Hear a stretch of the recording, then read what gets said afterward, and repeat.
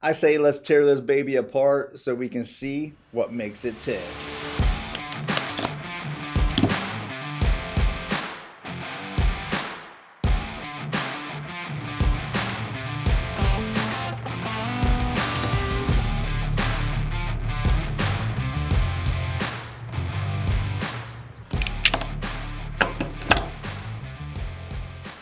Alright, well, I'd definitely say the end links are solid. Today, we are taking a closer look at the watch brand that definitely stirs up a lot of conversation in the affordable watch community, Pagani Design. At first glance, Pagani Design watches look like they should cost thousands of dollars, and rightfully so, because the brands that they have, let's say, borrowed their designs from do. Want a Rolex but can't afford one? Pagani has you covered. Pepsi, they got it. Batman, plenty in stock. Datejust, Day Date, Daytona, Root Beer, Sprite, got them all. Even the Land Dweller can be picked up. Turns out, hard to get is just a myth. AP, Patek, Rolex, Tudor, Omega, even Richard Mille. That 222 that Vacheron has the nerve to charge $88,000 for, not anymore. Pagani has it for $179. Truth be told, in reality, these watches are priced so low that it almost feels criminal. And honestly, if you can get past the blatant ripoff, they are actually a lot of watch for the money. Love them or hate them, and full disclosure, I am in the latter. There is no denying that Pagani Design has a serious customer base. So I thought that I would take a closer look at the 1701 V6 and see just how it stacks up next to the Omega Speedmaster. Starting out by taking a look with the naked eye, I will admit that honestly I was surprised. The visual quality of the case is not bad, and in fact I would even go as far as to say quite good. The polishing is done very well, and the brushing, it holds its own.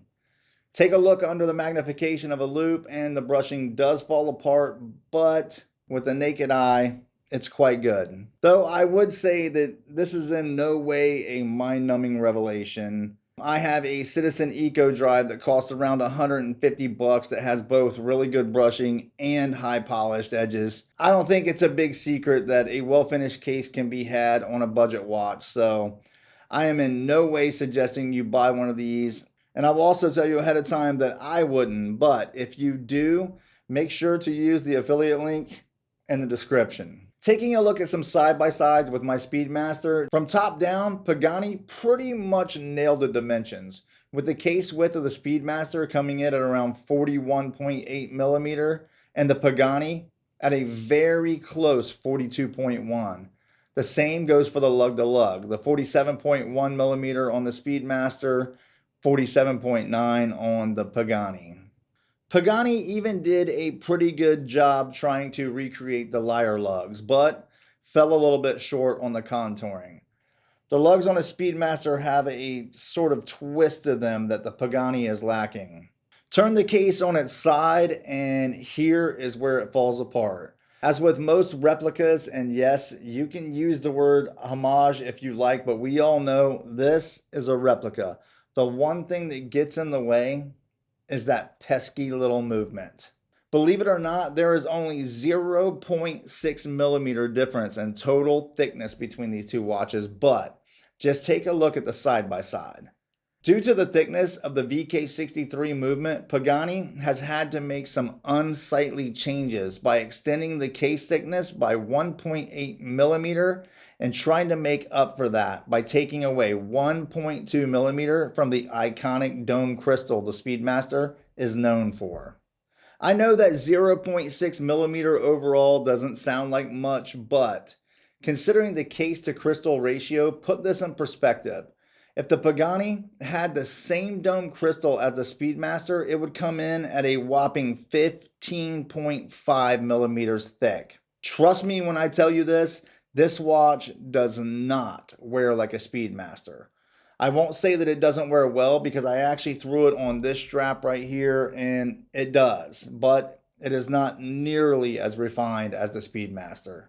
Speaking of the crystal, Pagani did go the extra mile and include what appears to be a sapphire. I want to take a second to say thank you for watching. Right now, over 98% of viewers are not subscribed. And of the ones that are, only 4.3% have turned on notifications. If you like the content, help me change that. Join the Blue Collar Luxe family by hitting that subscribe button and ringing that bell so you don't miss out on future videos. The 1706 is equipped with the TMI VK63 Mecha Court movement that is owned by Seiko. Nothing special with a replacement cost of about 20 bucks according to Caliber Corner, but known to be reliable, and there is the added bonus of the sweeping chronograph hand. The downside, a completely useless 24-hour subdial. The handset on the Pagani is actually quite impressive, but it is lacking the texture that the Omega has. The same goes for the dial, lacking both the texture and the dimensions. There's also a date window between the 4 and the 5 o'clock because, well, that is what the VK63 comes with. The Pagani does have a few features that outshine the Omega, starting with a screw-down crown, albeit it is the worst part about this entire watch. I handle a ton of watches and hands down the threads on this thing feel like complete garbage. And I am talking, why did they pack all of that sand into the crown kind of garbage? But with that said, it does have a screw down crown that gives it a water resistance rating of 100 meters, which is twice that of the Speedmaster. Again, the crystal is sapphire and the bezel is supposedly ceramic. Flip both watches over and once again, the Pagani aims to beat the Speedmaster at its own game. While the Speedmaster's caseback boasts the fact that it's flight qualified by NASA for all manned space missions and was the first watch worn on the moon, Pagani has a hold my beer mic drop moment with a caseback depicting a fictional flight all the way to Saturn. Taking a look at the bracelet, I would say that it's not as bad as some of the reviews I have seen says it is, and actually it looks kind of nice. The clasp is pretty bad, and it comes with an absolutely ridiculous diver extension. I would also say that there are some sharp edges that could use some love, but all in all, I would say that this bracelet is perfectly fine for a watch in this price point.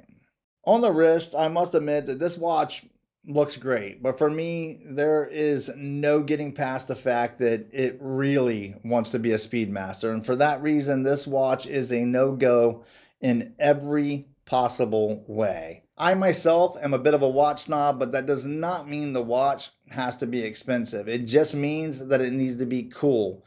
And blatantly ripping off luxury icons is not cool.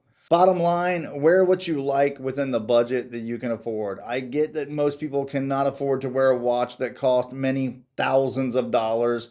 And the crazy thing is that you don't have to. My hope is that you will actually opt for something a bit cooler. Hit me up in the comments. Tell me what your budget is and how you plan to wear the watch, and I will do my best to find you a better option. And if I can't, I promise you, leave a comment saying I have X numbers to spend and I'm looking for something that will be an all-around daily, or I need a dress watch. I promise you the community will light up with suggestions. So let me know, after watching this, would you wear a Pagani Design? Either way, thank you for watching. I'm James. This is Blue Collar Luxe. Don't forget to subscribe so I will see you in the next one.